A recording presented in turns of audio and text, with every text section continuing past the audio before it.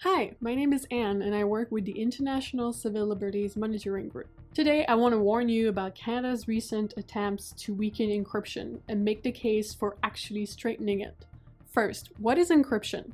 Encryption is a process of encoding information which allows only authorized parties to access the original information. It's used by governments, corporations, and the public at large, in computers, Bluetooth devices, hard drives, and cloud storage, and to protect personal and health records. When you buy something online or transfer money, you use encryption. When you chat with your friends over the WhatsApp or Signal apps, that's protected by encryption. Canada has signed onto joint statements with other governments that aim to pressure companies to weaken encryption. They claim their goal is to find a legal way around encryption to respond to issues such as terrorist propaganda and attack planning. As a coalition that monitors the negative impact of the war on terror on civil liberties and human rights, it's not the first time we've seen terrorism being used to justify weakening privacy protections, and consequently undermining dissent, freedom of speech, and other rights. The arguments made by governments, law enforcement, and intelligence agencies to circumvent encryption are not new, but they remain false and dangerous. There are three main myths around encryption that governments and agencies keep peddling.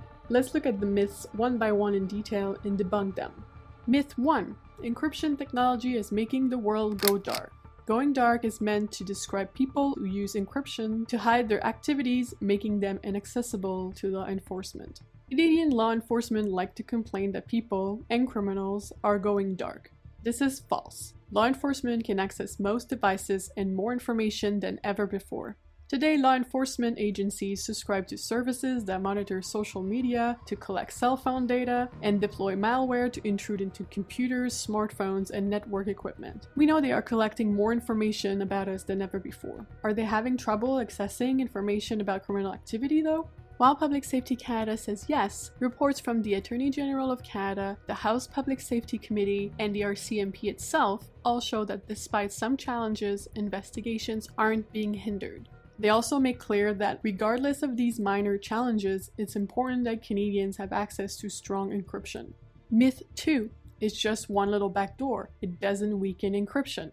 False. A backdoor would allow government officials to observe otherwise encrypted information and communication. It will render encryption obsolete.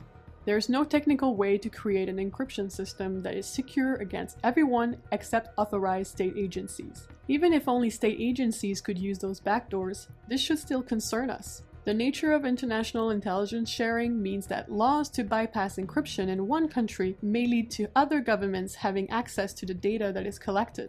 Weakened encryption anywhere puts us all in danger. Myth 3. If you've done nothing wrong, you've got nothing to hide. False. First, just because you haven't committed a crime, it doesn't mean you don't have private information that should remain confidential, like health records or intimate conversations. It definitely doesn't mean you should give up your right to privacy. Private information can be misused, leaked, or hacked.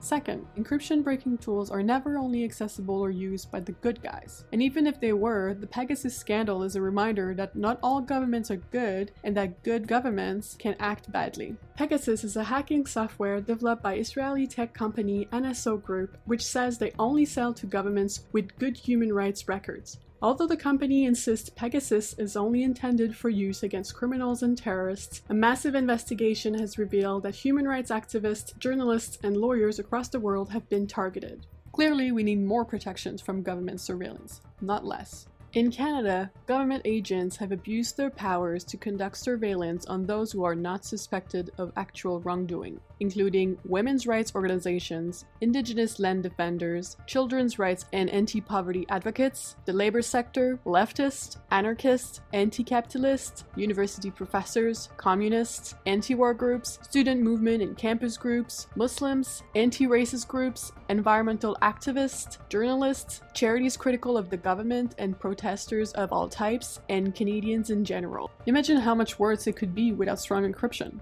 Finally, national security needs encryption.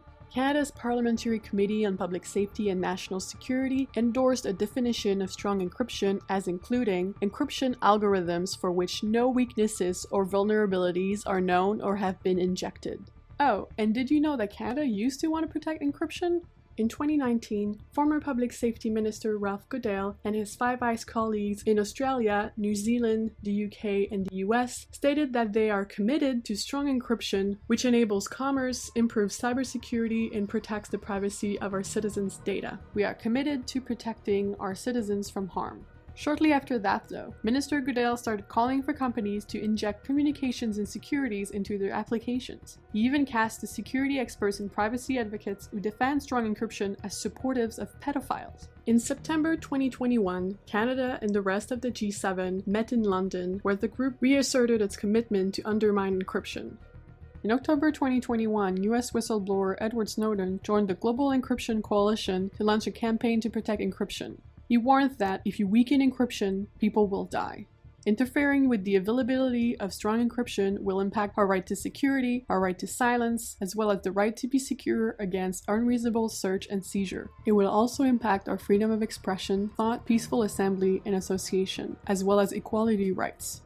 The Canadian government must reverse its irresponsible position on encryption if it wants to credibly promote itself as being a champion of human rights. Take action today by sending a message to the Prime Minister, the Minister of Public Safety, and your MP by visiting iclmg.ca/encryption. For sources and more examples to support our message, see the transcript and links below the video. iclmg is a Canadian coalition of 45 national civil society groups that came together after the adoption of the Anti-Terrorism Act of 2001 to protect civil liberties from the negative impact of the so-called War on Terror. To see more videos like this one and support our work of protecting civil liberties in general, please visit iclmg.ca/donate or patreon.com/iclmg and get rewards. Thank you.